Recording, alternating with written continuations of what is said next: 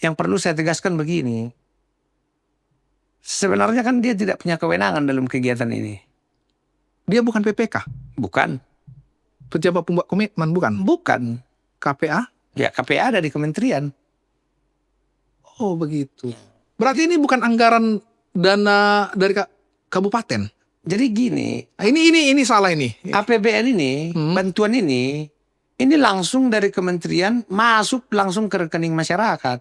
Dari kacamata hukum abang nih, apakah memang ini layak murni suatu tindak pidana yang dilakukan FAK atau kriminalisasi atau seperti apa atau politik? Kalau menurut saya ini campur-campur. Gitu. Campur-campur. Yang pertama ada ketersinggungan. Ketersinggungan karena kemarin karena kejaksaan kan dir-DP itu di Komisi 3 DPR.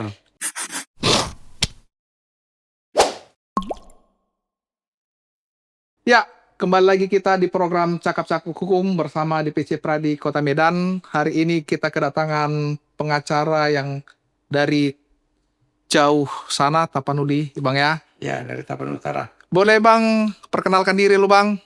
Iya, baik. Terima kasih. Selamat sore bagi kita semua. Perkenalkan, saya Rudi Jenar Siombing, sarjana hukum, magister hukum.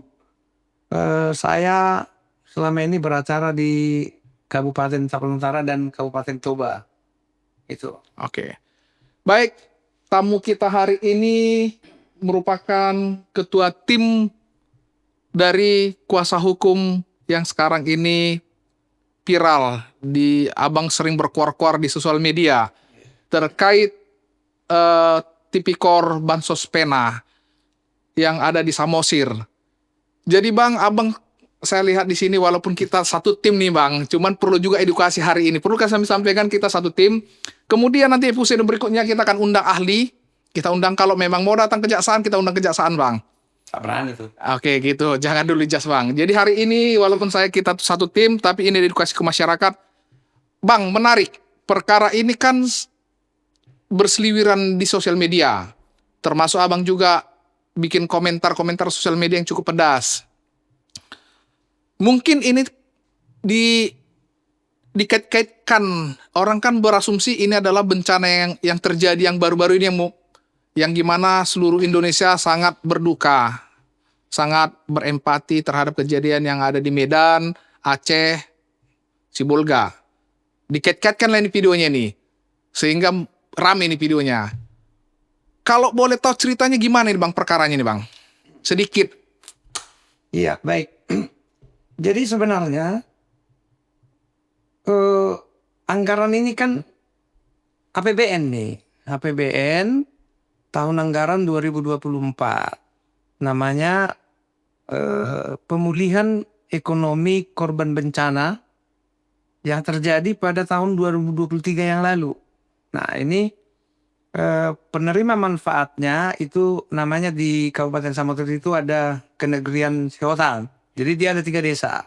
Jadi bukan bencana yang baru-baru ini terjadi, bukan. Gitu. Nah saya juga ada melihat itu di media sosial, dibuat gambarnya tersangka ini, terus dibuat gambarnya latar belakangnya itu bencana Sibolga gitu. Nah jadi kan jadi terframe dia ke sana. Framing lah ya. Iya. Baik Bang, terkait ini kan terlepaslah ini bencana yang baru terjadi sebelumnya. Yang menjadi permasalahan hukum sudut pandang abang ini apa? Terkait Kadis PMD dan Sosial. Iya, ada banyak sebenarnya persoalan dalam kasus ini. Persoalannya itu yang pertama gini ya. Mengolah perkara itu kan sebenarnya kan ini ibarat kita mengolah sebuah bangunan kan. Tidak akan mungkin bangunan itu hari ini kita udah mau naikkan dinding, sementara pondasi belum ada. Ya. Gitu. Kira-kira seperti itu. Itulah analoginya. Nah, dalam kasus ini, saya ceritakan dulu ya kejadian yang sebenarnya gitu. Pada tahun 2023 itu terjadi bencana banjir bandang di Kenegrian Siotang itu. Nah jadi oleh dinas sosial bekerja sama dengan para pendamping PKH pada saat itu, dan pemerintah desa juga terlibat dan camat juga untuk mengumpulkan data masyarakat yang mau dibantu kan.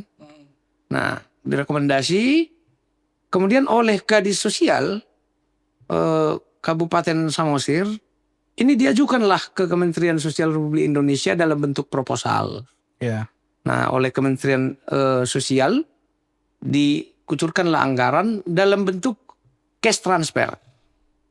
Ada itu keputusan dirjennya tentang petunjuk teknis, ya, pelaksanaannya.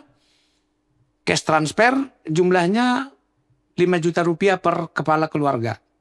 Nah, uang 5 juta ini harus dibelanjakan ke barang yang sesuai dengan jenis usaha penerima manfaat itu. Gitu. Bisa barang, bisa ternak, pokoknya yang sesuai lah dengan jenis usahanya. Oh gitu. Jadi seandainya lah jenis usaha kan ini uang 5 juta nih. Ya, Digunakan bayar uang sekolah, boleh? Atau bayar utang? nggak boleh, Begitu. nggak boleh. Terus, Nah, terus? tadi saya sambungkan, tadi putus. Nah,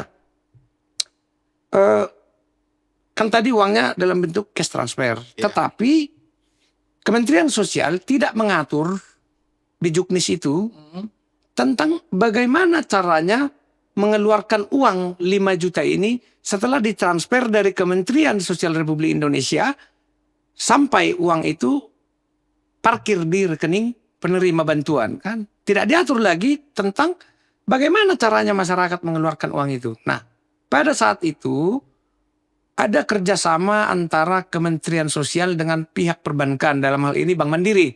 Ya. Kan ada perjanjiannya, kerjasamanya, di mana ditunjuk pada saat itu pihak Bank Mandiri sebagai bank penyalur. Nah kan, oleh karena adanya perjanjian itu, turunlah pihak Bank Mandiri saat itu langsung ke lapangan. Nah, kegiatannya Burekol namanya, Burekol, buka rekening kolektif. Nah, jadi mereka kumpulkan data, buka rekening. Nah, pada saat itu tentang persoalan apakah buku rekening atau ATM-nya disampaikan ke masyarakat, itu kan dalam batas kewenangan perbankan. Kalau mereka tidak berikan itu ke masyarakat, ya itu urusan mereka gitu kan. Tidak sampai ke situ pada saat itu memang dipantau. Nah, sampailah uang ini di rekening penerima bantuan kan. Nah, pada saat itu berdasarkan rapat yang dihadiri oleh kepala desa terdampak, kemudian ada koordinator pendamping PKH, staf dinas sosial, kepala dinas, camat, dan lain-lain, melakukan rapat. Ada 2 kali rapat, bulan Agustus dan bulan September. Dalam 2 kali rapat itu, berdasarkan usulan dari peserta rapat, disepakatilah pada saat itu ada namanya Badan Usaha Milik Desa Bersama, Mersada Tahi. Ya kan? Disepakatilah agar mereka menjadi penyedia barang. Kan tadi Juknis mengatakan harus ke dalam bentuk barang. Ya. Disepakatilah itu. Dengan catatan harga harus kompetitif. Tidak boleh melewati batas-batas kewajaran sebagaimana yang diatur dalam Undang-Undang Pengadaan Barang dan Jasa, kan seperti itu. Nah, disepakati. Setelah itu disepakati, pihak BUMDes Mersada Tahi itu tadi langsung datang ke desa, ke kantor-kantor desa, mengantarkan daftar harga barang. Kan gitu. Daftar harga barang ini diserahkan atau dibagikan oleh para pemerintah desa ke masyarakat. Datang masyarakat lagi setelah mendapatkan daftar harga barang itu, mereka membuat pesanan barang. Ya kan? Dibuat pesanan barang secara tertulis ke pihak BUMDesma. Ya. Oleh pihak BUMDesma disalurkan lah ini kan, disalurkan. Nah, setelah itu, setelah barang ini semua tersalur, pihak BUMDesma datang nih ke dinas sosial. Dia laporan, oh, Pak, barang sudah sampai semua ini, gitu kan? Mana SPJ-nya? SPJ-nya semua udah lengkap, berisi kwitansi, foto-foto penyerahan barang dan jenisnya semuanya kan. Ya. Sebagaimana tadi yang diatur itu harus sesuai dengan jenis usaha masing-masing. Nah, oke. Dengan bermaksud untuk mempermudah. Kan nih si kepala dinas ini tadi, FAK ini, yang sekarang ditetapkan sebagai tersangka ini, dia ada mengajukan 30 orang pendamping PKH ke Kementerian Sosial. Ya kan? Oleh Kementerian Sosial diberikan SK kepada mereka untuk mengawasi penyaluran.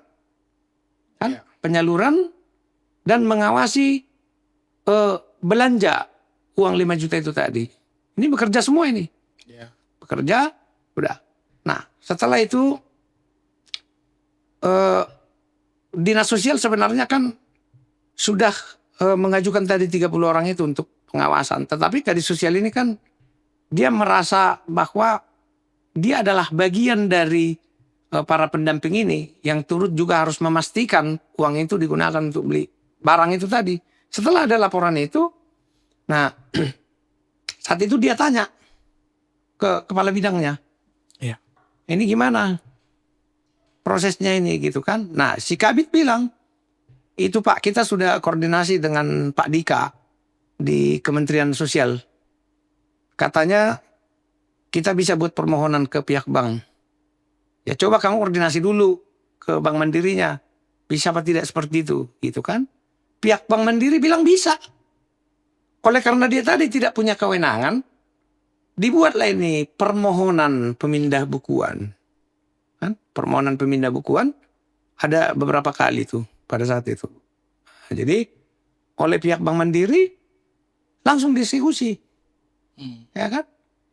Persoalan apakah pihak Bank Mandiri memberitahukan itu kepada pemilik rekening, atau apakah mereka memiliki surat kuasa untuk memindah bukukan uang itu, kan itu mutlak kewenangan perbankan. Mandiri ini kan gitu. Mereka lah yang mengeksekusi pemindah bukuan itu. Nah, berjalan waktu, ada masuk LSM apa masyarakat, mereka berlaporan Begitu. ke kejaksaan. Nah, berjalannya perkara ini, lidik nih kan, lidik oleh pihak kejaksaan, diperiksa, dipanggili saksi-saksi, diundang. Kalau saya nggak salah itu ada sampai 59 orang saksi. 59 saksi. Ya, yang sudah diperiksa. itu saya lihat di berkas perkara ya. Diperiksa.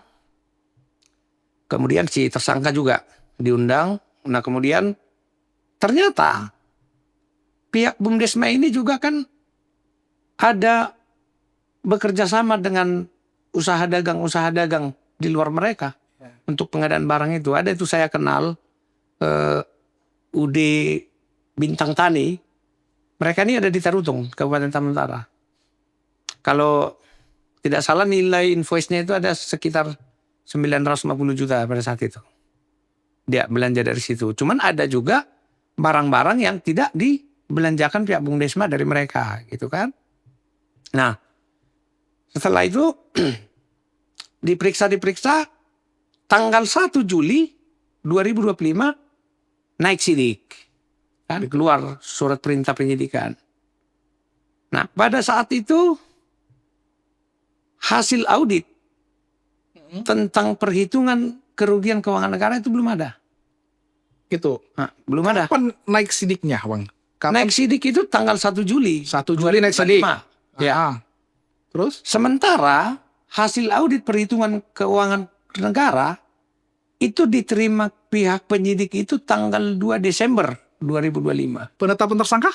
Penetapan tersangka tanggal 22 Desember. Mana duluan? Penetapan tersangka atau hasil audit dulu? Hasil audit dulu. Iya. Hasil audit. Namun begini, sidiknya? Sidiknya tanggal 1 Juli 2025. Kok bisa, Bang, dari kacamata Bang, bisa nggak begitu sidik naik dulu baru audit? Nah, jadi gini kan.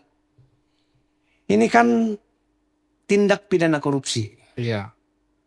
Sebagaimana surat panggilan yang kami baca, di sana kan tersangka ini diduga telah melakukan dugaan tindak pidana korupsi sebagaimana diatur dalam pasal 2 dan pasal 3 Undang-Undang Tipikor. Iya. Nah, kan gitu. Dalam Undang-Undang Tipikor itu pasal 2 pasal 3 itu kan frasa dapat itu kan sudah dihilangkan. Iya. Kalau frasa dapat sudah dihilangkan, berarti Wajib. harus ada kerugian negara akibat perbuatan itu. Itu unsur utamanya. Harus ada kerugian. Harus ada. Berarti kacamata abang penetapan naik sidik ini belum layak lah atau prematur lah karena belum prematur gitu. Prematur karena pada saat mereka menyeberangkan perkara dari lidik ke sidik, Ya, itu belum ada kerugian negara. Bahkan potensial loss juga belum ada. begitu. Gitu. Terus? Nah, jadi kan setelah itu di tengah berjalan perkara ini di proses sidik itu tadi, ternyata ada 2 orang pengurus BUMDesma dan 4 orang atau 3 orang kalau nggak salah pengurus BUMDesma, 3 orang kepala desa ini mengembalikan kerugian negara. Secara hukum boleh nggak, Bang? Gini, pada proses perkara lidik Iya.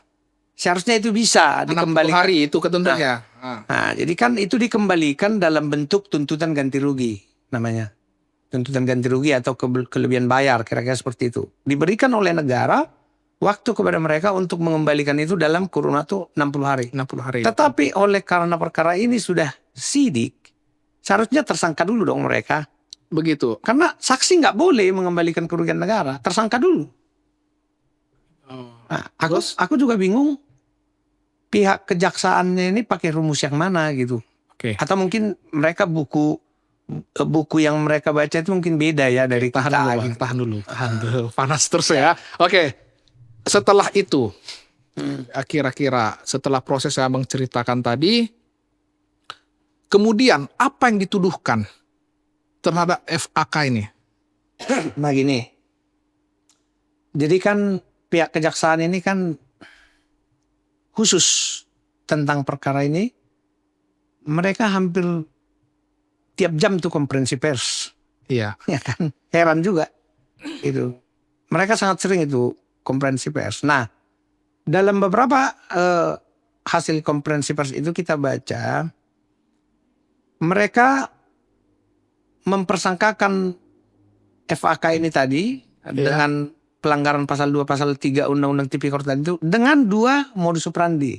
Iya. Yang pertama, modus operandi mereka mengatakan bahwa FAK dinyatakan mengubah mekanisme penyaluran bantuan dari cash transfer menjadi bentuk barang Ya. dengan menghunjuk pihak BUMDesma Mersada Tahi sebagai penyedia barang. Itu yang pertama. Dengan menghunjuk ya. Ya, dengan Oke. menghunjuk. Yang kedua, ya kan, modus operandi yang kedua, mereka katakan bahwa FAK diduga meminta penyisihan sebesar 15% dari nilai pagu kegiatan tersebut. Oke. Nah, ini kan pagunya 1,5 miliar. Iya. Itu ada 2 modus operandi. Oke, 2. Menurut Abang, kejanggalan-kejanggalan apa saja ini yang terjadi mulai dari status lidik, sidik, poin-poinnya aja, Bang. Mulai sidik sampai penetapan tersangka, apa aja yang kejanggalan? Nah, kalau aku melihat, apa mungkin Tipikor 1 orang gitu? Itu salah satu unsur. Menurut saya sih. Nah, gimana? Ada banyak sebenarnya pelanggarannya. Yang pertama, Pertama. mereka menyeberangkan perkara ini dari lidik ke sidik, belum ada kerugian negara. Itu yang poin pertama. Itu yang pertama, karena ini tipikor bukan tindak pidana biasa. Itu harus ada kerugian negara.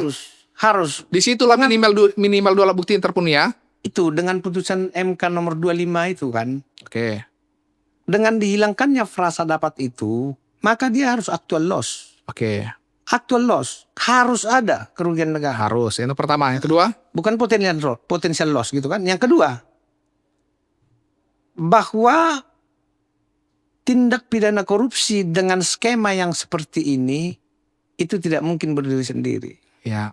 Kalau misalkan kita mengikuti alur berpikir pihak kejaksaan Ya. dengan modus operandi yang kedua tadi tuh. Hah? Dia bilang kan nih menerima penyisihan. Penyisihan itu Fee lah, fee kalau ceritanya ya. Atau apa nih? menurut saya juga fee. Ya, mungkin kita sependapat kan gitu Atau kan. gratifikasi. Kalau fee berarti fee ini kan bagi hasil. Ya, Bagi hasil ini terjadi ketika ada kerjasama yang saling menguntungkan antara kedua belah pihak. begitu ya. Ya kan? Oke. Terus? Nah, kemudian saya simpulkan fee yang dimaksud itu adalah bentuk gratifikasi. Ya. Kalau bukan gratifikasi ya suap. Ah. Kalau nggak suap ya pemufakatan jahat. Pertanyaannya, apa mungkin menyuap duit sendiri? Nggak mungkin. Nggak ada potensi. Atau mungkin aku melakukan gratifikasi terhadap diriku sendiri? Nggak mungkin itu. Atau yang ketiga, aku melakukan pemufakatan jahat dengan bayanganku? Oke. Kan gak masuk akal gitu loh. Kalau memang mereka bisa membuktikan itu, tangkap penerima, tangkap pemberi. Tangkap diduga pemberi atau penerima kan gitu. Ya. Di situ kan dituduh FAK menerima. Berarti Ya. ada yang memberi kan itu logika gitu ya. Oke. Ya, ada yang memberi, nggak mungkin Kajari yang memberikan gitu. Ya. Nah itu. Santai.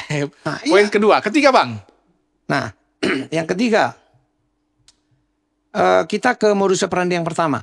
Ah, Dia dituduh merubah mekanisme. iya. Kemarin di persidangan pra peradilan, kebetulan Pak Dika hadir tuh. Belum dulu bang ke situ yang Enggak, ini mau aku jelaskan dulu. biar dulu. Maksudnya ketiga yang apa yang dituduhkan nanti saya tanya lagi bang. Ya, Ah. yang ketiga itu kan tadi persoalan merubah mekanisme. Kan dia dituduh merubah mekanisme. Iya. Nah, ini maksudnya biar saya jawab. Kemarin di persidangan pra peradilan itu langsung saya tanya ke Pak Dika. Pak Dika saya bilang, saksi, saudara saksi. Pak Dika ini apa? Dia ketua Pokja, ketua kelompok Dari? Pokja, penyaluran bantuan ini dari kementerian. Kementerian. Gitu. Saya tanya di persidangan. Yang dipahami oleh Kementerian Sosial Republik Indonesia, yang dimaksud dengan cash transfer itu apa? Saya bilang. Dia jawab, ketika Kementerian Sosial Republik Indonesia melakukan transfer ke rekening penerima bantuan, kami anggap cash transfer sudah selesai.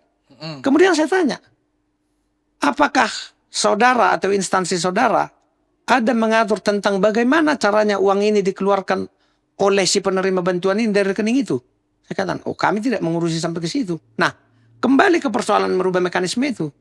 Jika tidak ada diatur mekanismenya, maka mana yang dirubah? Oke. Sementara di Juknis tadi dikatakan bahwa uang itu memang harus dibelanjakan ke bentuk barang. Oke. Sedikit bang. Kebetulan saya mengikutinya dan saya buat statement juga. Ini mungkin ya, dan itu berkas menyatakan bahwasanya adanya permohonan. Ya, Permohonan. Apakah mungkin di situ karena dia bikin permohonan nih, dianggap oh kamu merubah mekanisme nih gitu. nah jadi gini, Ah, kita ikuti dulu sampai kemana alur berpikir kejaksaan itu. ah, Menurut mereka, kewenangan Kepala Dinas Sosial dan PMD Kabupaten Samosir itu hanya mengawasi. Ketika dia mengajukan sebuah surat permohonan ke pihak Bank Mandiri, maka disitulah dia melampaui kewenangannya. iya itu dianggap gitu. Nah, itu yang dianggap. Ah, Tetapi satu poin yang menjadi persoalan bagi saya, misalkan ini ya, saya bermohon nih ke Dwi. Dwi, saya nggak sur tuh, nengok tuh kawan itu. Bacok dong saya bilang. ah. Tindak pidananya kapan terjadi? Ketika saya Ketika Dwi melakukan pembacokan itu. kalau tidak ya cakap-cakap aja kan gitu. Ya kalau tidak, ya cakap-cakap hukum. Kan gitu ya. Kan gitu kan. Iya, iya. Nah jadi dalam persoalan ini, Iya. yang melakukan eksekusi terhadap pemindah bukuan itu kan pihak Bank Mandiri. Oke bang, tadi ada beberapa. Kalau saya karena kebetulan saya lawyer juga pengacara, berarti yang punya potensi itu pihak Bank Mandiri dan itu pun menurut kalau sepemahaman itu undang-undang perbankan itu pertama. Ya, Yang kedua, apakah ada yang katanya memberi ini siapa gitu? Oke, kalau melihat kan berarti pihak Bank Mandiri tarik dong sebagai pihak gitu. seharusnya. Seharusnya tersangka dulu nih, ya kan? Dan dia duluan. Dan ini tidak tersangka. Enggak. Wow, tidak tersangka Pak Kajari gitu ya? Iya, enggak tersangka. Itu. Yang lain? Potensi yang lain? Nah. Untuk tersangkanya siapa aja? Ya itu tadi yang udah kita bahas tadi itu kan. Ah, Ada si pemberi dalam penyisian 15% itu tadi kalau bisa dibuktikan. ya. Ya kan gitu. Harusnya mereka dijadikan dulu sebagai tersangka. Jangan jadi saksi dong sampai hari ini. Siapa pemberinya itu, Bang? Pemberinya itu ya Yang katanya kita ikuti. pengurus BUMDesma itu, direktur itu. Yang Perawati ya kalau nggak salah. pengurus Bumdesma. Ya, ada Perawati, ada Edison Sinaga, Simanjorang, Ya. sama adiknya yang baru setanggang. Oke, itu aja pemberinya. Iya, ada 3 orang. Terkait saya dengar pengembalian dana, pengembalian uang, kerugian Pengembalian uang itu dari 3 orang itu 2 diantaranya. begitu. Si Perawati Setanggang itu sama adiknya yang satu lagi itu. Apa kaitan pengembalian uang ini, Bang? Apakah mereka menikmati atau bagaimana kok mereka melakukan pengembalian? Ada juga kepala desa, sementara dalam kegiatan Bansos PNN kan tidak ada. Nah ini yang kemudian membuat kita jadi kebingungan juga ya. Kebingungan dalam arti lari api kepelak gitu loh. Gitu ya. Gimana ya? Duit punya sepeda motor kan? Nah, Api di busi kan? ya, Kalau jadi kepelak apinya gimana itu? habis lambannya. Ya udah. Itu nih ceritanya. Gitu ya. Ya. Oke, Bang. Langsung kita ke upaya hukum. Ya. Ini kan Abang berkoar-koar juga nih terkait upaya hukum, kan Abang melihat beberapa kejanggalan-kejanggalan dalam penanganan atau penetapan tersangka, sehingga Abang melakukan upaya hukum pra peradilan ya. Ya. Terkait sah tidaknya penetapan tersangka, sah tidaknya penahanan, dan lain-lain. Ya. Apa pertimbangan Abang atau apa dasar gugatan Abang melakukan apa aja tuntutan Abang dalam pra peradilan itu? Nah jadi gini kan. Yang singkat. Upaya hukum para peradilan itu kan sebenarnya yang diuji di sana kan formilnya. Iya, Sah atau tidaknya penetapan tersangka terhadap diri seseorang, iya. penahanan, penyitaan kan gitu. Nah, yang saya lihat di upaya hukum yang kita lakukan kemarin itu mengenai 2 alat bukti permulaan yang sah. Itu tidak terpenuhi. Ini berangkat dari lidik ke sidik, ya kan? Oke, proses penyidikan itu bukan merupakan objek pra peradilan. Iya. Tetapi jangan kita lupakan bahwa penetapan tersangka dan penahanan adalah produk di dalam surat perintah penyidikan itu. Benar. Kalau penyidikannya, proses penyidikannya tidak sah, maka segala produk yang ditimbulkan akibat itu juga tidak sah. Ya. Seperti itu yang saya pahami. Oke. Gitu. Nah, dasarnya menurut kami bahwa penyidik pada saat itu belum memiliki 2 alat bukti permulaan yang cukup, sebagaimana yang dimaksud dalam putusan Mahkamah Konstitusi nomor 21 itu. Materi gugatan Abang apa tuh di pra peradilan? Apa aja poin-poinnya, inti-intinya yang Abang mintakan dalam materi gugatan itu yang tidak cocok dalam formilnya? Yang kita duga unprosedur maksudnya? Iya, poin-poinnya sehingga kita ajukan dalam gugatan kita. Ya, yang unprosedur itu mengenai 2 alat bukti itu. Yang pertama kan yang itu tadi.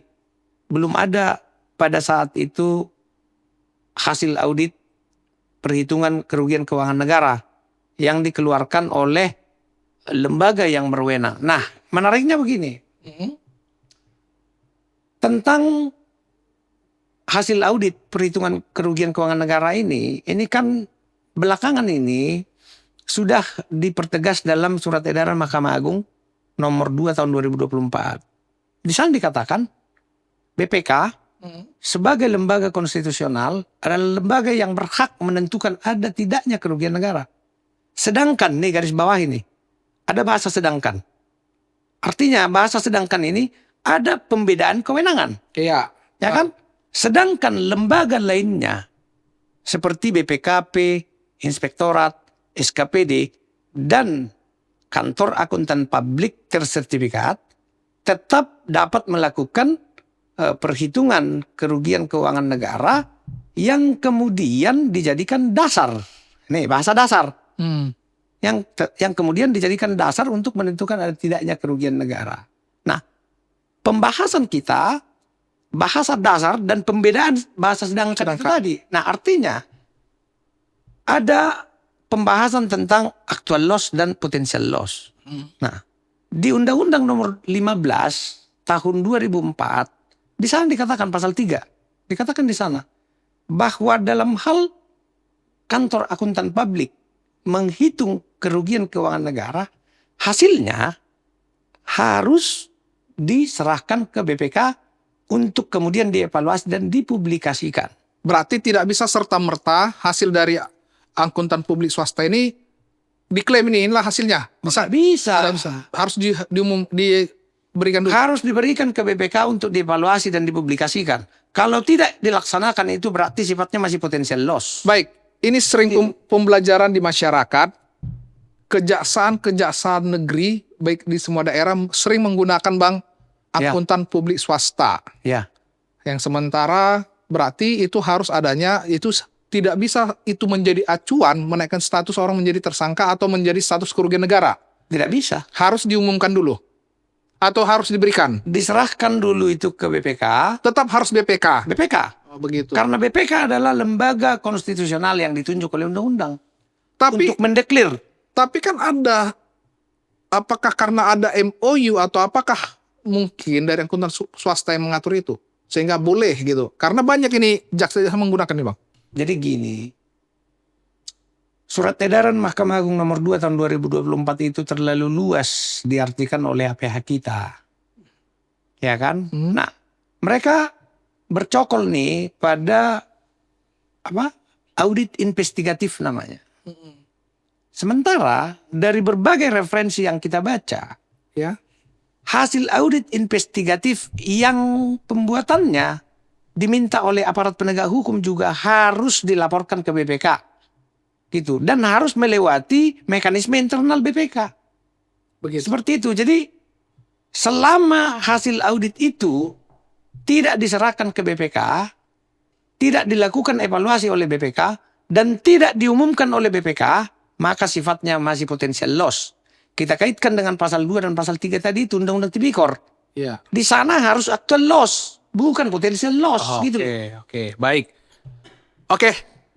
Tadi sudah materi gugatan pra peradilan Abang sudah jelaskan terkait fakta-fakta atau proses persidangan apa yang yang bisa dibagikan ke kita semua terhadap proses persidangan pra peradilan Bang. Apa aja? Jadi gini, terus terang hari ini saya harus katakan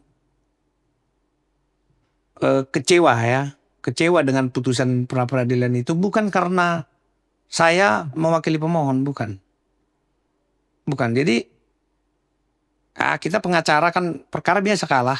Iya. Tetapi dengan pertimbangan hukum yang logik, masuk akal dan sesuai dengan keilmuan. Dalam putusan pra peradilan kemarin, petitum kita ditolak dengan mendasarinya pada peraturan Jaksa Agung. Begitu. Ini yang menurut saya jadi persoalan. Harusnya hakim tunggal yang memeriksa, mengadili dan memutus perkara itu, dia harus berpatokan pada undang-undang. Iya ya. Kemudian oleh karena hakim itu di bawah naungan Mahkamah Agung, maka pakailah perma atau sema. Iya. Kan seperti itu. Kok jadi peraturan Jaksa Agung? Jujur saya katakan, dalam proses pembuktian pra peradilan kemarin sama sekali tidak ada pembahasan mengenai peraturan Jaksa Agung. Yang ada alot kita bahas pada saat itu mengenai surat edaran Mahkamah Agung nomor 2 tahun 2024. Berarti Gitu loh. tidak ada. Tapi kan begini Bang, mungkin ya, jaksa penuntut umum menganggap bahwasanya yang kami ajukan dalam menetapkan tersangka itu adalah peraturan Jaksa Agung itu. Apakah itu dikupas di pengadilan? Tidak ada pembahasan mengenai peraturan Jaksa Agung pada saat kita periksa ahli kemarin. Nggak ada.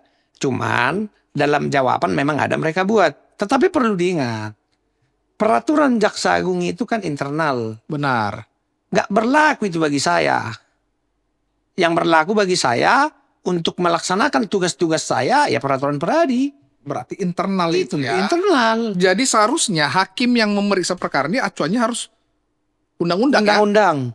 Ini belajar kita lagi buat Peraturan hakim ya. Mahkamah Agung. Ya.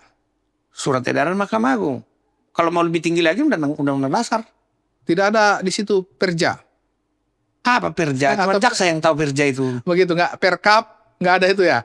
Perkapolri. Iya. Perkapolri. Ya kita tanya sama polisi kan kita Itu internal ya Bang ya. internal itu. Oke. Karena gini, sifatnya perja dan perkap itu kan hanya panduan bagi para penyidik itu untuk melakukan tugas-tugasnya secara internal.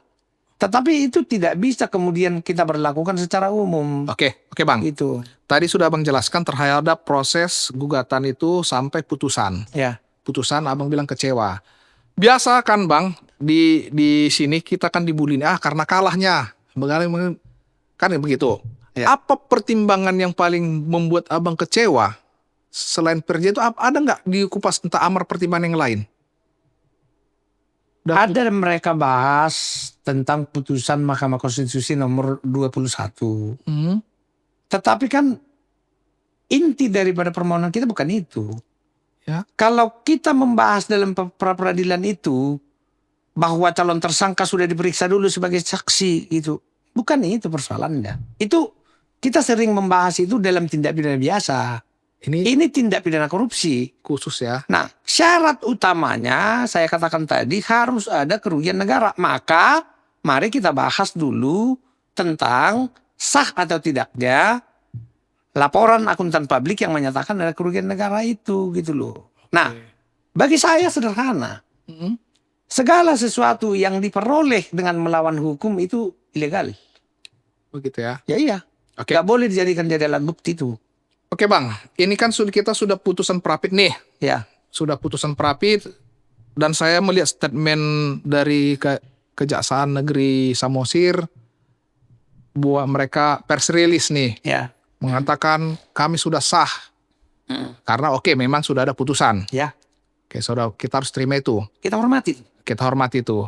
Baik, kita hormati ya. Bukan berarti jadi kritik-kritik abang ini terhadap inti dari putusannya nggak tepat pertimbangannya ya. Iya. Begitu ya. Oke. Upaya-upaya apa aja yang akan abang lakukan lagi nanti? Ini kan kalau untuk pokok perkara nanti kita bahas. Ya. Nanti kita bahas.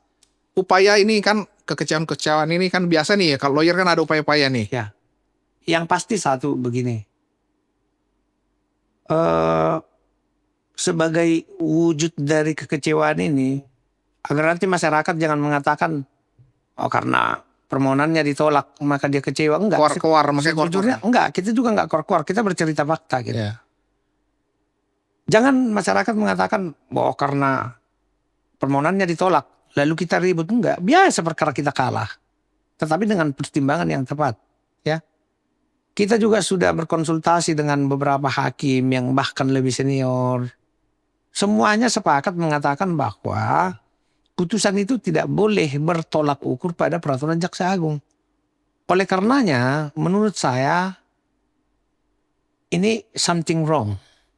Ada yang salah dengan barang ini. Ada yang salah ya? Ya, ada yang salah dengan barang ini. Bukan ada seseorang di baliknya nih gitu. Nah, kalau itu hanya dia dan Tuhannya yang tahu, gitu loh. Hah?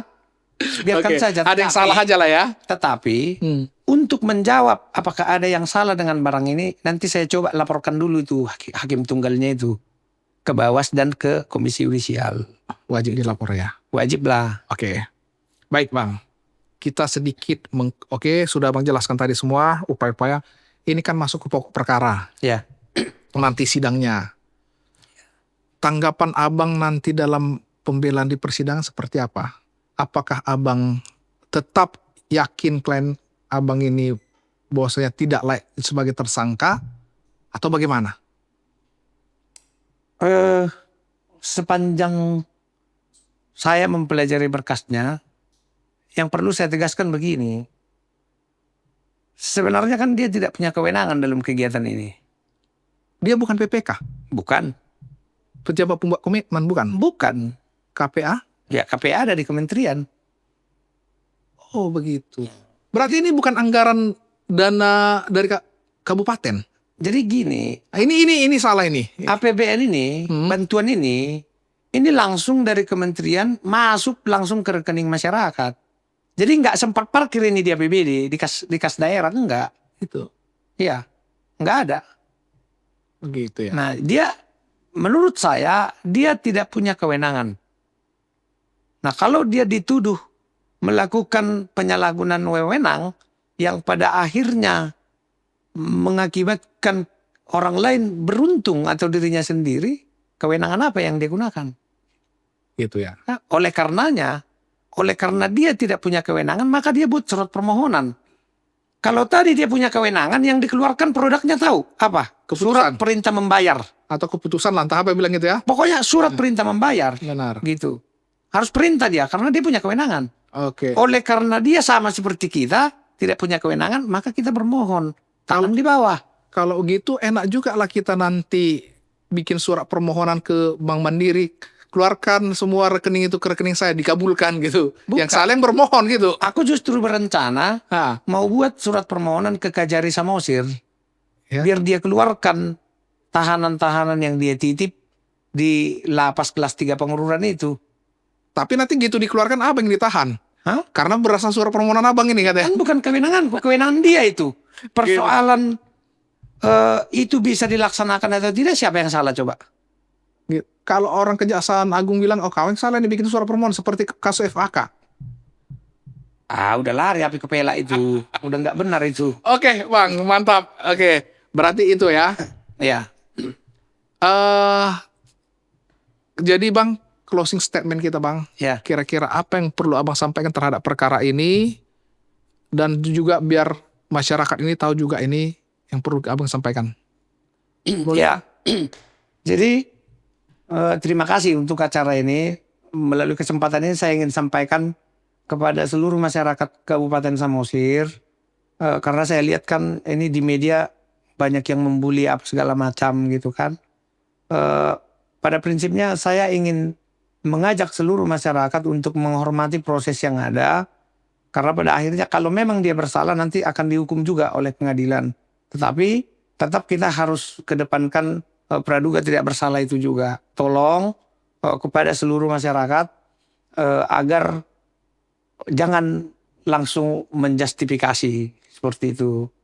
Nah kemudian melalui kesempatan ini juga saya ingin mengajak semua teman-teman agar memberikan support juga, kiranya kita bisa menemukan keadilan di perkara ini. Mungkin itu. Oke. Tapi sudah Abang closing statement ya. Menurut Abang nih terakhir. Ya. Terakhir. Dari kacamata hukum Abang nih, apakah memang ini layak murni suatu tindak pidana yang dilakukan FAK atau kriminalisasi atau seperti apa, atau politik Kalau menurut saya ini campur-campur. gitu? Campur-campur. Yang pertama ada ketersinggungan. Ketersinggungan kemarin karena kejaksaan kan dir-DP itu di Komisi 3 DPR. Itu menurut keyakinan Abang ya? Ya bukan, ini fakta. Ini fakta. Begitu ya? Fakta ini. Kalau mereka tersinggung tuh, dilaporkan kemarin di Komisi 3 di RDP, mereka kutip-kutip uang dari kepala desa itu dalam kegiatan Jaksa Garda Desa itu. Ya. Sakit hati. Ya kan? Makin depres lah ini. Itu yang pertama. Yang kedua politisnya juga. Ada. Itu loh, ada. Karena saya lihat tuh siapa? Pangyutan Sinaga itu kan. Nah, gencar terus. Ya, saya bisa menduga-duga juga ada orang-orang yang mungkin menginginkan kasus ini terus berlanjut juga gitu. Oke. Baik. Terima kasih Bang atas waktunya. Semoga dalam perjuangan nanti di pokok perkara semakin bisa terfaktakan siapa yang sebenarnya, yang salah, atau tidak terbukti bersalah ya Bang ya. Kita pun berdoa juga buat APH biar jangan menjadi saling menutupi ya. Apabila ada kesalahan untuk menutupi ini, koordinasi seperti ini. Kita berharap di persidangan nanti ya Bang ya. Ya, terakhir saya ingin katakan lebih baik kita melepaskan 1.000 orang yang bersalah daripada harus menghukum yang tidak bersalah gitu. Oke Bang, baik, terima kasih. Di terakhir Bang, penutup kita seperti biasa yel-yel kita Bang. Kalau kita bilang cakap-cakap hukum, cocok kok rasa. Ya. Cakap-cakap hukum, Cocok kau rasa. Iya. thank you Bang.